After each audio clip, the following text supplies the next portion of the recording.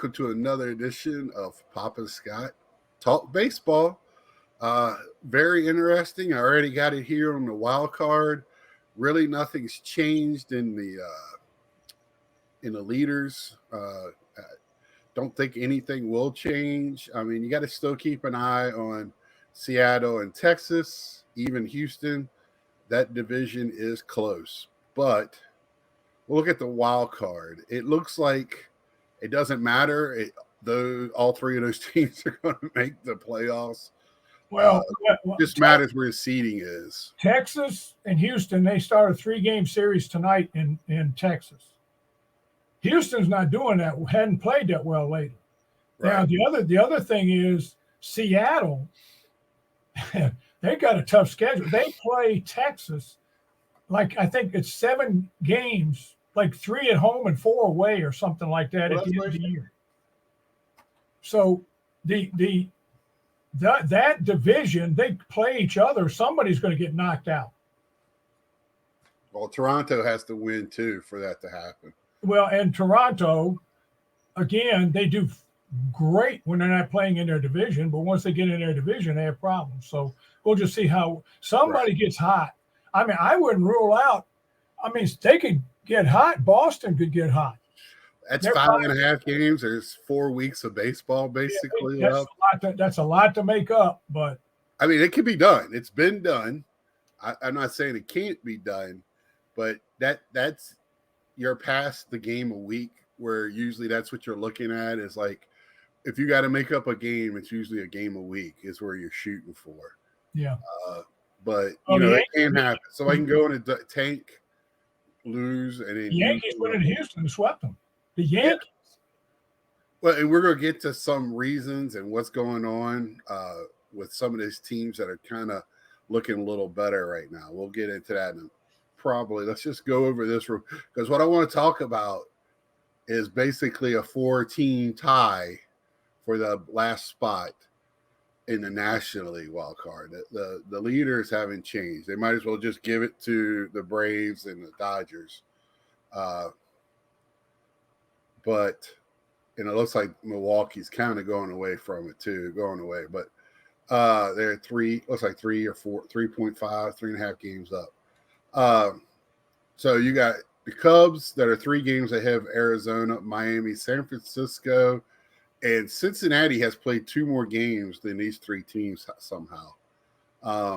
But they all have a 511 win percentage. Yeah, Cincinnati's is having trouble scoring. I watched 2 of their games against the Cubs, and they're having trouble scoring. Oh, okay. Yeah, I know Dela Cruz has cooled off, but he's still making some noise. I mean, the league's going to catch up to the rookies. It's what do the rookies do after the young men do after the league catches up to them? And you've stated that in the past. Miami's fighting in there. Arizona's fighting. San Francisco's fighting. I mean, these 4 teams, I don't know if they're going to do anything if they make the playoffs, but at least it's making it interesting for Arizona's got kind of a tough schedule, but Miami just won 2 out of 3 from the Nationals, but in their next 4, they play tonight. Starting, I think it's tonight. They play the Dodgers 3 in Miami. They play the Dodgers 3 games in Miami. Then they go on the road. They play 3 games in Philadelphia. Then they go to Milwaukee and play 4, and come home and play Atlanta 3. If they can make it through that gauntlet with a winning record, they're power to them. Go get them, boys. But that's tough. Gotta hang. Yeah, and I mean the same way you were talking about there, San Diego's 5.5 back. That's going to be a tough road to carry there.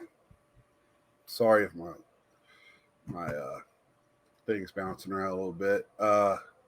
So I just wanted to go over that. I love that we got some fighting going on here at the end of the season. It's just not just playing it out. But speaking on that, Friday were call-ups. Okay, some young talent, future talent got called up, and some of them made a quite of a stir. Jason Dominguez for the Yankees. And also they brought up the catcher, losing track. They made a splash, and Dominguez first at bat, they're calling him the Martian because he's out of this world. He's just a big man, and he's a big boy in a man's body because he's still, I think, 19, 20, whatever, 18. I just hate to pay his food bill. Well, if he's big, he fits right in with the Yankees. He is huge. With Stanton and Judge. But he can run. He hits. He just makes contact. But when he makes contact, it's hard contact. So they're looking for high average, high home run numbers from him. But they brought him up to end this season. Does he start the season with the Yankees next year? Only the Yankees know. I know he was projected for next year, but I don't think he was projected to start with them next year. And but things can change. That team needs some little shot in the arm. Maybe that was what they needed to get them kickstarted for next year. The other team in New York, the Mets, they brought up Ronnie Mauricio, who I've been waiting for personally for 5 years. I'm excited.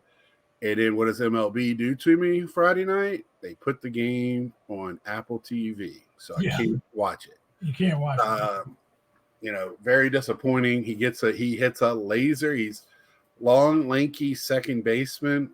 He's built like him and Ella de Cruz are built very similar. Their swings are very similar. And he hit a rocket for his first at bat for a double. Not quite making it over. I don't think he hit it high enough to get over the fence, but the outfielder, the guy in right field, didn't even have a chance to turn around on it. It was just a rocket. I think they said it was 106, 116. I can't remember how fast it was, but it was a bullet. And the young man had his family, and that's another guy that's 20, 21, another young international player. So the Mets have 4 guys that are like 22 or younger playing, plus a bunch of other guys that are hoping to hang on, like DJ Stewart. So I think these teams bringing up players at the end of the year with nothing to lose, they're just playing. It's kind of making the league still fun to watch. The Nationals brought a kid up playing center field for him named Young. Yeah, he handed somebody at the plate. Yeah, he in his first game, he got his first hit. Scored his first run. He got his first RBI, and he threw out the tying run from center field he threw the ball on the fly to the catcher. Yeah, no one hop. It was on the fly. Frozen rope. I mean, he called. He's sitting there yelling at whoever was playing left field to get away, get away. He had it because he had the angle on the throw. And he cannon it, and I was like, "Whoa!" I mean, and it wasn't. I mean, the catcher made a mid-thigh tag. You could see the base runner was shocked. Yeah, he couldn't believe it. What happened? Yeah, it's several of the teams have brought up some younger kids to see what they can do. I mean, the manager for the Nationals, he got after the game Saturday night. He said, "Don't look for wins because we're playing some of these kids to just see what we've got. We've got to build a team for next year. We have to see what we have." And that's what the bottom half, it looks like the league is doing. Even the Mets made a move and picked up a guy off of waivers from Giants, I think, a relief pitcher that got reassigned got assigned, whatever. But he's a 20-year-old they picked up. And I mean, these teams are making moves for the future. It's interesting to see, maybe in years past, even when they used to bring up 40 guys, I just didn't think it was this interesting. It really didn't make much of a difference. They were still playing out the season. The same 9 guys were playing. But it's interesting to watch the young talent. A friend of mine sent me he was at whoever the Phillies AAA team is. Is it Lehigh? I can't remember. but he was at that game and he sent me a program of they were playing the Syracuse Chiefs, which is the Mets AAA, and it had 5 of the Mets top 10 prospects, and I was like, dude, you're watching the future right there. So there's a lot of good baseball at a lot of levels still to watch. There was a good turnout down the street at last when I came home Sunday last night, watching the high A team down the street from me that plays for the White Sox. So people are still interested. I mean, this, I've had somebody tell me that they thought baseball was dead. I don't see it. No, the Flying Squirrels in Richmond, they outdrew every minor league team in baseball last year, and they're way up there again.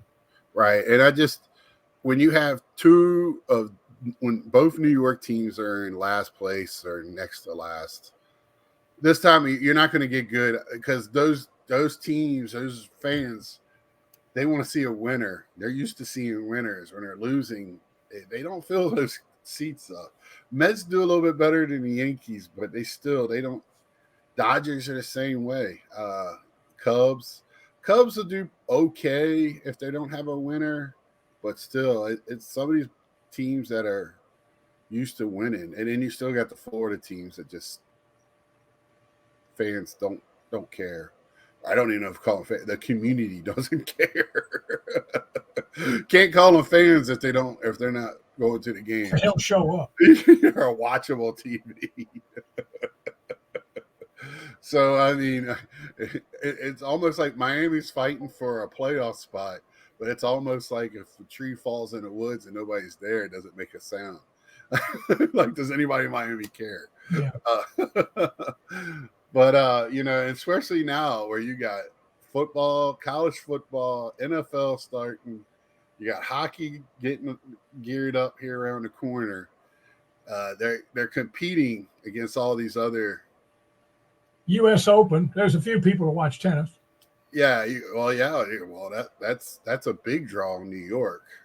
That's sold out all the courts, standing room only. So that's always a huge. I know I used to have friends that go up there every year for that. I don't know if they still do or not.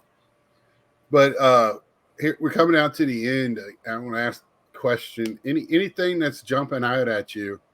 It seems like you got a perspective every week we do this. Ohtani still being Ohtani at the plate. Harper hit his 300th. Miggy on Saturday night, he can hardly run. The guy can hardly move. Right. Of course, he's retiring after this year. Right. He went 4 for 5. 4 for 5. And the fourth hit, he hit it back up the middle. And, of course, he's a right-handed batter, so the second baseman was practically playing behind the bag. And the second baseman went to field the ball, and it hit the bag and bounced over his glove and went into center field. Good. And Miggy got to first base, and the first baseman hugged him. That was his fourth. Deserving. Miggy has been great for the sport. Oh, yeah. He's won an ambassador. Yeah. He started out with Miami? Right. He was a Marlin. I think he played on one of the Worlds with Dontrelle Willis and that group. On that. He might have, but he made his name in Detroit. Coughlin, those guys. The significance of that, the 4 hits, this is one of I call a baseball statistic only, because they get the weirdest. It was the first time, he's the first Detroit Tiger over 40 to get 4 hits in a game in 90 years. Well, and I hope he sticks around. Like, I was hoping after what I saw Yachty do, I was hoping he sticks around, and what he did with the Mexican team in the World Baseball Classic. I think baseball needs these guys to still be around somehow in some type of capacity. Well, it's my understanding that the Tigers have offered him a position in the organization. He just hasn't made up his mind what he's going to do yet. He may want to go home. Right. I can understand that, and and if he does, he's going to work with kids, because that's what he does too. So yeah, I don't know how he is. Yachty's really showed he's got a baseball mind, and somebody that hits like that, you got to think, they have a great baseball. They understand the game. Now it's hard for somebody that does it to translate to people that have trouble doing it. That was Ted Williams' problem when he went to coaching. He couldn't understand why everybody couldn't hit like he did. Some of these guys, it's guys that do it, and the ones that can't coach. Well, I mean, that's a reason. That's one reason that out of all the positions in baseball, catchers usually make the best coaches and managers, whether they were a good one or not, right, on the field, because they're the only player that faces the field. They see the other 8 positions, so they see how everything else is played. And they're the general in the field. I mean, and they're the ones that they usually call the defenses. Yeah, they're what they used to. As much as they used to, but I've still seen a couple of them jump up and step out and call a defense, but most of the time one of the coaches does from the dugout. Yeah, I mean they are a coach. I mean, many coaches will say they're the coaches on the field. I mean, they got to break down all the hitters and all that. They got to have a knowledge of what's going on, and it translates well for them in the box to know all that, because then they know they have always those guys are always thinking. Yeah, the other thing that stands out to me is the scheduling. That's so important at the end of the year. So important, because those 3 teams in the West in the American League, Seattle, Texas, and Houston, they're going to be fighting each other. They said that's what they wanted in scheduling, was more at the end of the season. And I think I was talking about Miami. If they can get through that gauntlet, I think they end the year with Pittsburgh and the Mets. So who knows? But I mean, that's a gauntlet they have to go through. Seattle has a pretty tough schedule. The Orioles, believe it or not, have a pretty good tough schedule. But the way they're playing now, they won 2 out of 3 in Arizona. So we talked about this at the end last week a little bit about MVPs and stuff like that. But I mean, everybody's talking about Corbin Carroll being a slam dunk rookie in the National League. I want to be a homer here for a minute. I want to bring up Senga. He is I think we looked last night, me and a couple of friends. He's like 10-7 or 12-7, but he's 3rd in baseball with ERA. As a rookie. I mean, yes, he pitched for, I don't know, but he's still a rookie. I hope he gets acknowledged a little bit. And in American League, it's wide open. He may get acknowledged a little bit, but Carroll doesn't have anything to worry about the way that kid played. He had 3 hits yesterday. And I know Josh Jones kind of came for Texas, has come back. He's gotten hurt, things like that. But I still think he's probably above everybody else in American League. But we'll see. That's going to be fun. We were talking a little bit about Cy Young last night, me and friends. Gunnar Henderson. Well, I've said the same thing, but see, Gunner's the opposite. It's always better to end the season on a high note because people remember that. But, he didn't have a very good first half of the season, even in the field. He made some bonehead. They're just so good that they could overcome them. But he's after the All-Star break, he's doing real well. I mean, you're probably right. The kid from Texas will probably win it, but I mean, it's the rookies in the American League don't seem to have the flash that some in the National League, like Corbin Carroll and Dela Cruz and that, they just have a lot of flash in their game. Right. Yeah, and Corbin. Yesterday, I watched the series against Baltimore. The guy can stroke. He can play the outfield. He can throw. He doesn't have a very good arm. That's why he's playing. Well, he doesn't have a power, right, but he is accurate. I saw guys overthrow cutoff men and all that. He throws the ball where he wants to throw it. Right. I just that's the tool that he's lacking, his arm. That's what doesn't make him a 5 tool.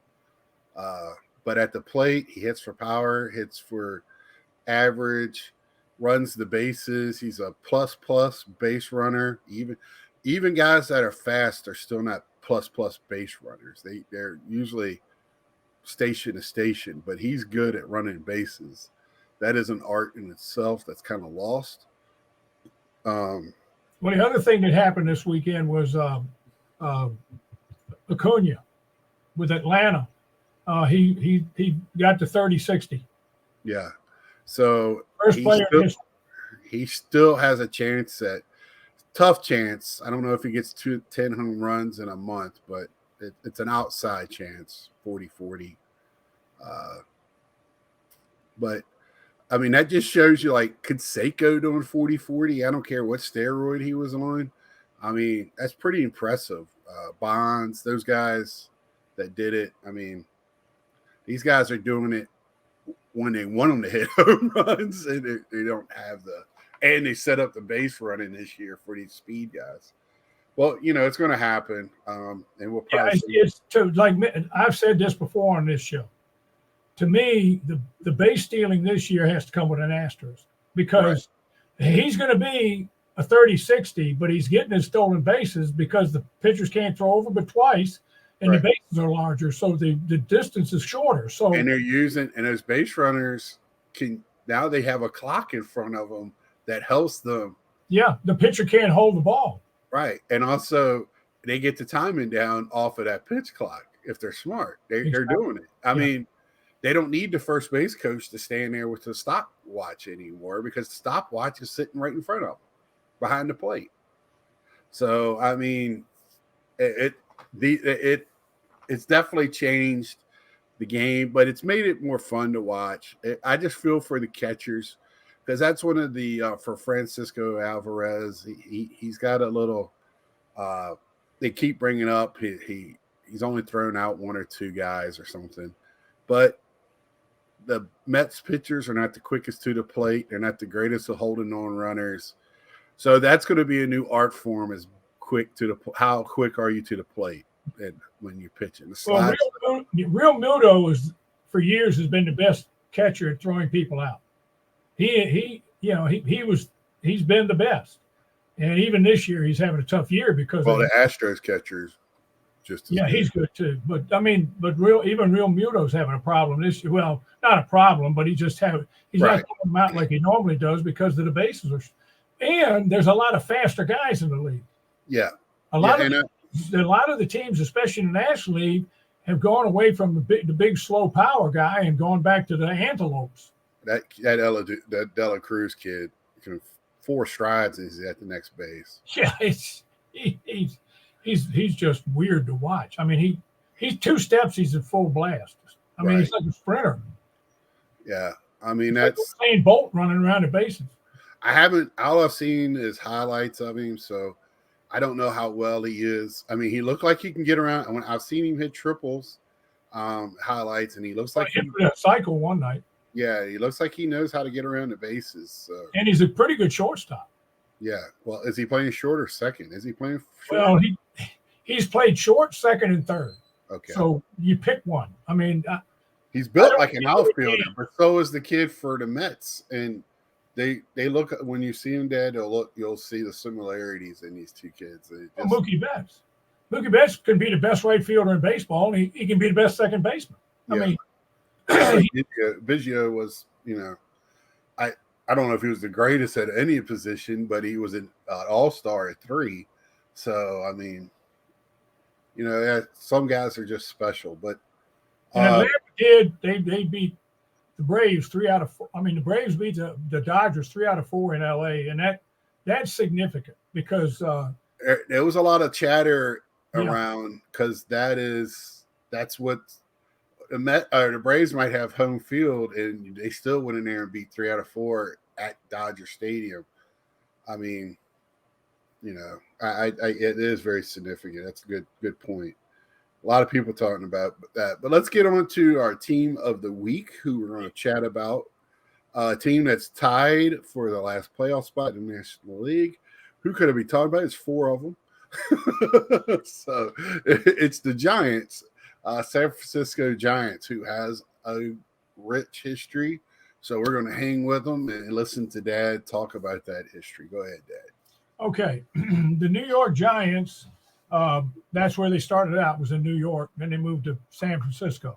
But the Giants started in New York City as the New York Gothams. That's where Gotham City, I guess Batman played for them, in 1883. And were known as the New York Giants from 1885 until they relocated to San Francisco after the 1957 season. during those most of those 75 seasons in New York City, they played their games at the Polo Grounds in Upper Manhattan. Numerous inductees of the National Baseball Hall of Fame and Museum played for the New York Giants, including John McGraw, Christy Mathewson, Mel Ott, Bill Terry, Willie Mays, Monty Irvin, and Travis Jackson. During the club's tenure in New York, they produced 5 of the franchise's 8 World Series wins: 1905, 1921, 22, 33, and 1954. Now that one I saw. Uh-huh. I'm sorry, I'm laughing because I had to look up where the word Gotham came from. And do you know where it came from? And if people knew this, they probably wouldn't like the city being called Gotham. I have no idea. So it's because I knew it came from, it was an English term in literature. So Irving borrowed the name from the English village of Gotham, known in the Middle Ages as the home of simple-minded fools. Well, I'm not going to. If I have any New York people from New York, I'm not calling you that. It's a quote I'm looking at. Yeah. And just because it was that English village was known as the English Village of Fools, it doesn't necessarily mean they're the ones that populated New York. Right.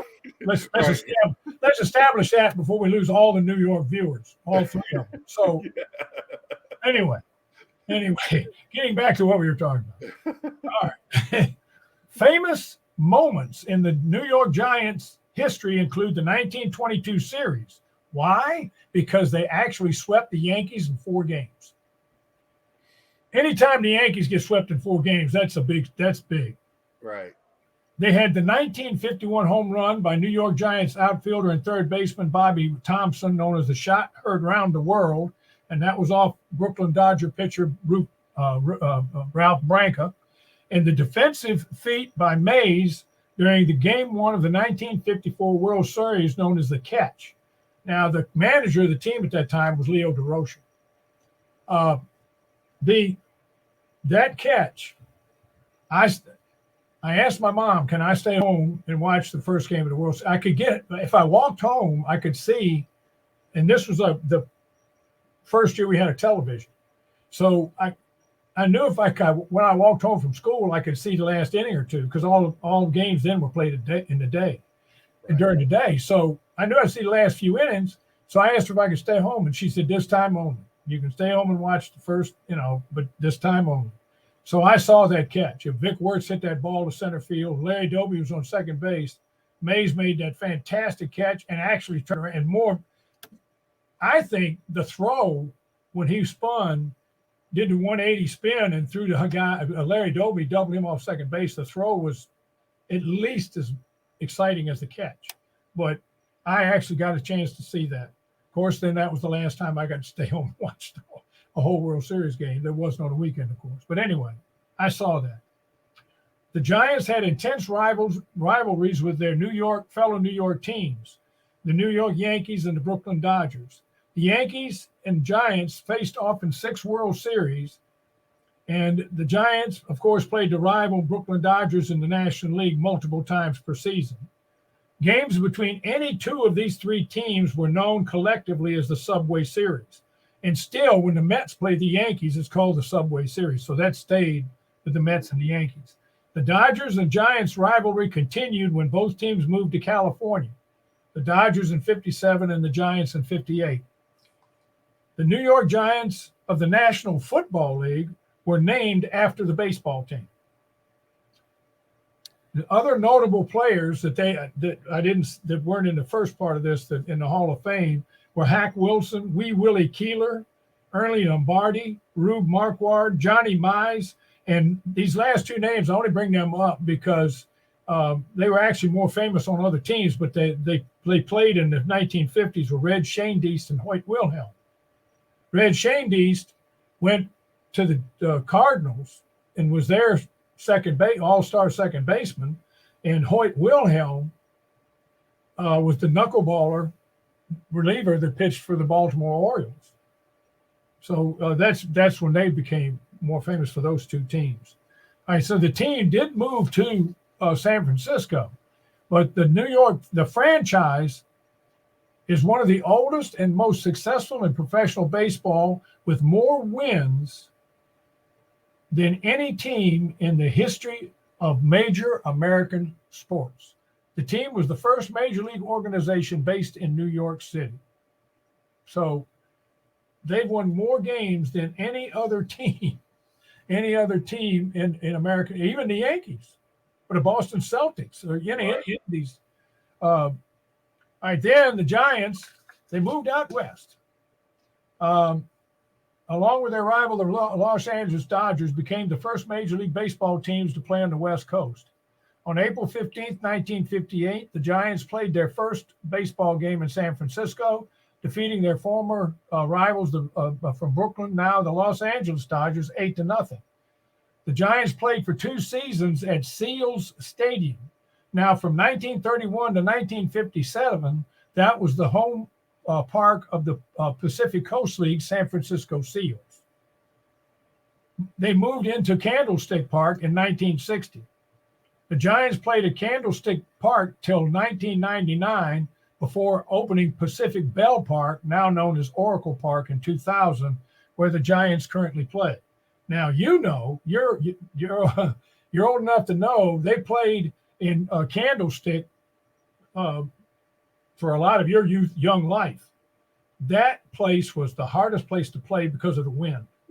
Whenever there was a pop-up, all 9 players ran to the area because nobody knew who was going to catch it. And that field, they had to share it with 49ers. 49ers too, yeah. And that field wasn't, once football season started, wasn't the greatest field to play. It was like Oakland.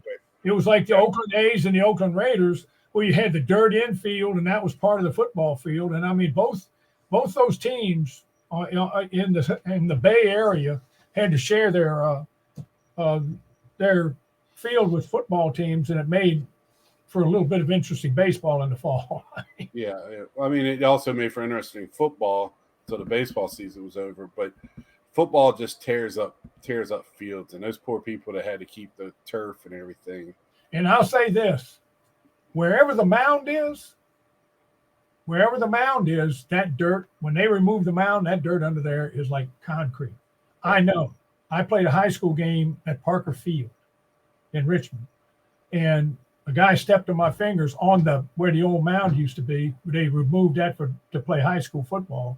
I played a JV game there against Thomas Jefferson or somebody, George Wythe, and the guy stepped on my fingers, and they're still swollen today from that. And I went over, and the coach popped my fingers back in, stuck them in a little cup of ice, and then when the defense went back out there, he said, "Hathcott, get in the game." So, but I mean, that's just a little sidelight. Anywho, the Giants struggled to sustain consistent success in their first 50 years in San Francisco. They made 9 playoff appearances and won 3 National League pennants between 1958 and 2009. The Giants lost the 1962 World Series in 7 games to the New York Yankees. The Giants were swept in the 1989 World Series by their cross-town Bay rival, the Oakland Athletics, a series best known for the 1989 Loma Prieta earthquake, which caused a 10-day delay between games 2 and 3. The Giants also lost the 2000 World Series to the Anaheim Angels and the Rally Monkey. One of the team's biggest highlights during this time was the 2001 season, in which outfielder Barry Bonds hit 73 home runs, breaking the record for most home runs in a season. In 2007, Bonds would surpass Hank Aaron's career record with 755 home runs. Now, I just said those 2 names in the same sentence, and if we weren't doing this program, I'd stop right now and go wash my mouth out. Right. Because Barry Bonds, Hank Aaron, in my view, is still the home run leader. Hank Aaron might have taken some amphetamines, but he wasn't juiced. Right. Let's get that out of the way right there. Now, Bonds finished his career with 762 home runs, 586 hit with the Giants, which is still a major league record. The Giants won 3 World Series championships, 2010, 2012, and 2014, giving the team 8 total World Series titles, including the 5 they won as the New York Giants. the San Francisco players inducted into the National Baseball Hall of Fame were Willie Mays, Orlando Cepeda, Juan Marichal, Willie McCovey, and Gaylord Perry. And now Marichal, one of the things he was famous for was when he hit John Roseboro with his bat at home plate when they had the big fight between the Dodgers and the Giants. And Marichal took his bat and hit Roseboro in the head. And he got suspended for several games. But that's it on the Giants. It's a long history, and they've had success.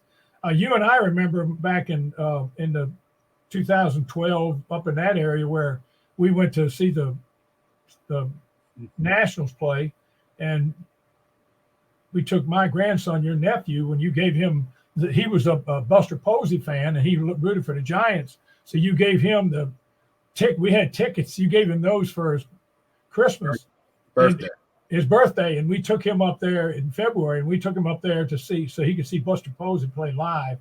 And I guess he still talks about that because that was one of the happiest days of his life. Right. That was a fun. The whole family went. The whole family went, and that was their husband, niece, nephew, me, you, everybody but grandma. Stepmom. Yeah, your stepmom went. Did she go? I didn't think she Nanny went. Yeah, Nanny went, and then because we had a good. The only bad thing about it was that the Nationals won in the ninth inning because they were. I was happy.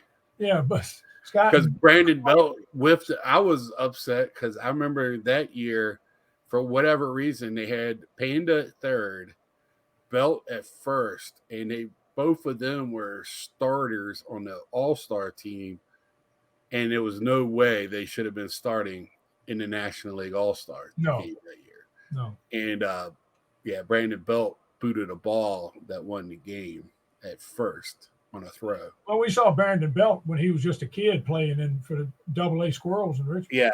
But I was because I had almost got into it with the couple in front of me because they were mad because I was yelling at the Giants players.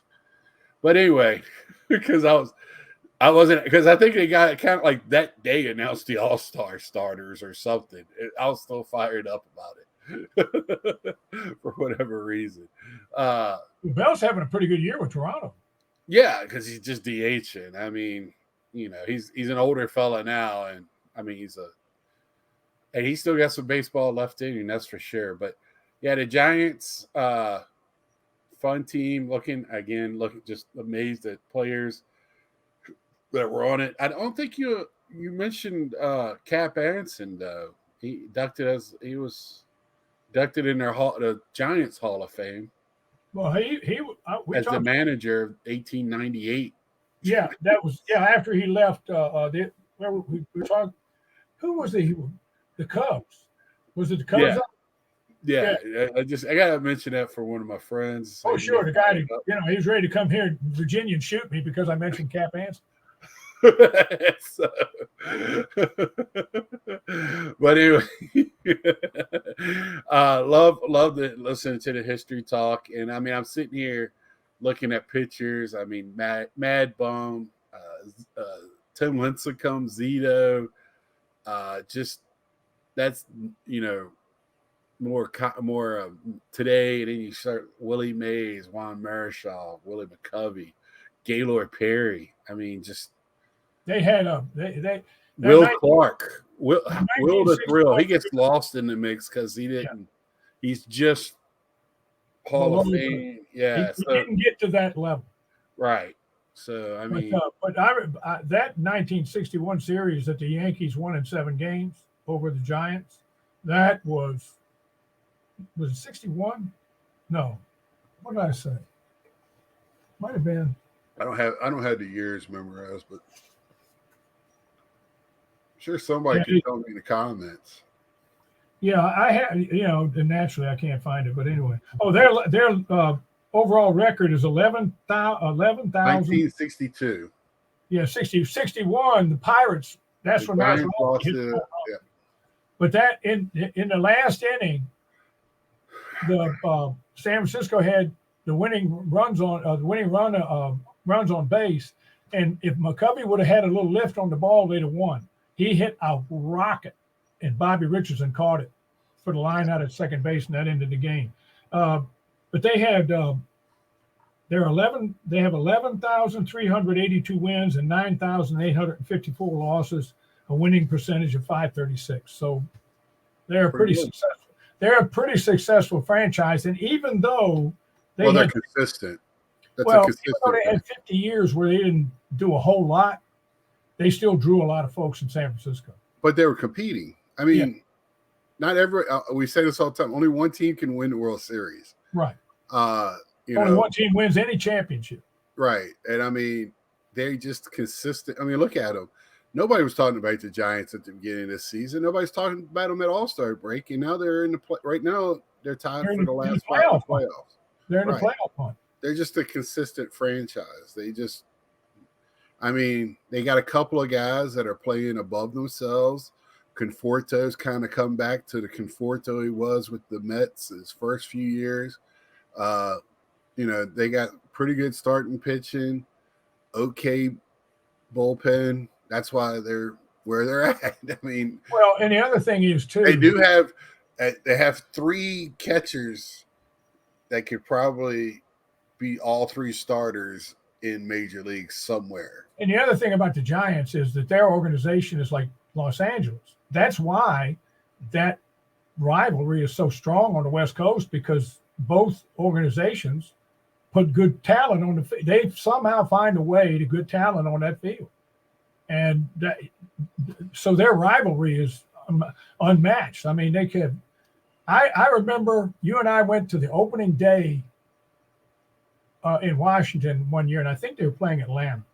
And we were riding, I'll never forget this. We were riding home down 95, and the Dodgers were playing the Giants on their opening game. And Vin Scully and Vin Scully didn't have a sidekick. He did the whole thing. And he was telling all these anecdotes about and the one guy's shoe was a little larger on one foot than the other. One foot was smaller than the other. One foot was smaller than the other. And I thought, I laughed so hard. Vin Scully was one of a kind. But I just remember that. And it was a Giants and Dodger game. He'd be talking, the guy's foot is smaller than the other foot. Oh, there's a line drive to center field. He would take innings off, and the young guy, but he would have somebody with him doing the color. But Vin Scully with the Dodgers. But San Francisco, they've had some names in there. We could talk about that later. Great.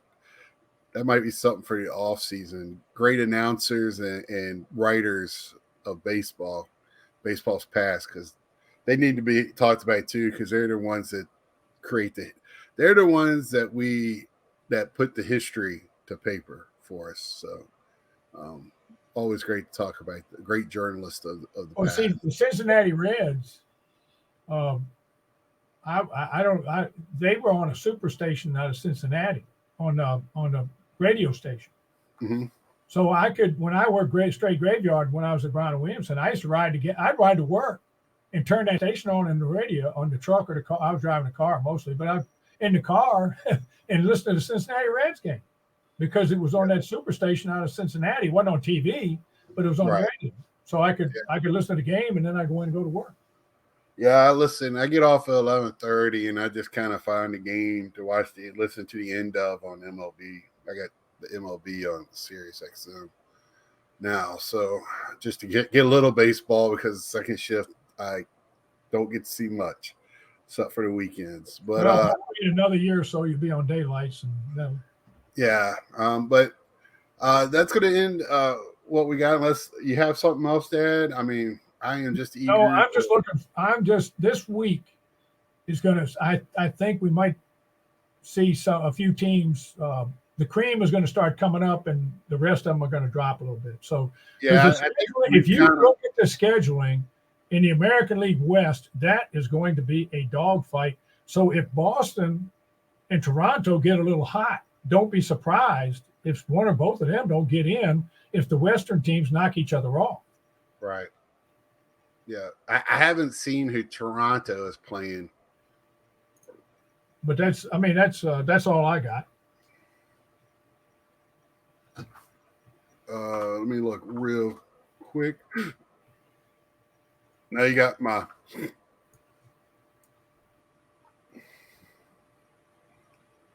Yeah, I didn't write it all down. I looked at some of the scheduling yesterday, but after I got home. Texas is playing Houston right now. Yep.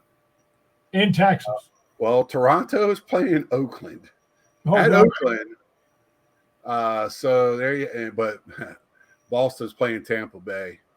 well, they go, okay, so right there, boom, Tampa. boom. Somebody's going to get knocked off right there. I mean, those two teams might, if they split or go 2-1 and 2, whoever does, it doesn't matter. But if Boston better sweep them, or they got no shot. Let me see who the weekend matchup is. And that's I know they were talking about on television on MLB about that scheduling, crazy scheduling where Texas. Seattle plays Tampa over the weekend. There you go. That's going to be tough. And then Dodgers are making the East Coast, so they're in Washington. Miami, like you said, first. Miami at Philly. Yeah, that's what I was saying. They played Philly, and then they go to Milwaukee. Well, here Toronto has got favorable matchup. They're playing the Royals over the weekend. Yeah, Toronto. If Toronto doesn't have to play the teams in their division they're in, it's just that simple. Well, then Boston leaves Tampa, and then they got to play Baltimore at home. Well, they can forget it. I mean, forget Boston. Now I know any buddies are Boston fans, but that's they know. Oakland and Texas over the weekend, San Diego and Houston. So, and my Mets play the Twins. I wouldn't be a bit surprised. Houston got swept by the Yankees. I wouldn't be a bit surprised if the Houston Astros have what I call winner's fatigue. Teams that a lot of games in the last few years. Teams that are constantly in the playoffs, and they have been for about the last 4 or 5 years. Mm-hmm. Don't always go to the World Series. But that's what they're thinking that's happening to them. You play all those extra games over and over and over again, and you get what I call winner's fatigue. Yeah. And so, I mean, I wouldn't be a bit surprised to see them be the team that falls out. And in either Texas or Seattle wins the West, and the other team's one of the wild card teams, and Toronto makes it in. Yeah, because Toronto's only a game and a half out. I kind of made it sound like they were done, but they can't make that move. They've been a game and a half out for 6 weeks. Yeah. So it's kind of Baltimore. I thought they might fall back after they lost their closer, but they played well over the weekend, and they're going to play California, who dropped everybody on the team. I mean, they got rid of everybody but Ohtani and Trout. I mean, they got rid of everybody. They just cut them. Well, that organization, you want to talk Oakland, did a sit-in boycott at a game. They need to do that in Cali to get that owners with the Angels, because I was there during the Rally Monkey years, and if you put a winner on the field, you can't get more support than what they have there. Exactly. But you have to put a winner on the field. There's too much going on in that area of the country to pay that much for tickets to go see mediocrity at best. And if you can't put a winner, they'll rather, especially right now, USC football started, and USC runs that part of the country. I don't care what anybody says. That's their pro team in that part of the country. Yeah, plus the Rams are there, San Diego's there. And now they got actual pro teams plus the NBA and NHL. It's just, it's tough there. You have to put a winner on the field. That's it. So, they got the traveling circus with Ohtani. The reason why I'm calling that, because people go to watch Ohtani at away parks. Of course they will. My buddy went and watched it Wednesday, and also got to see Harper hit his 300th live, which I thought was amazing. I mean, to be at a ballpark to see that he had a video of it, gave me goosebumps. So, and Harper, I mean, at 30, he's going to hit 500 as long as he stays somewhat healthy.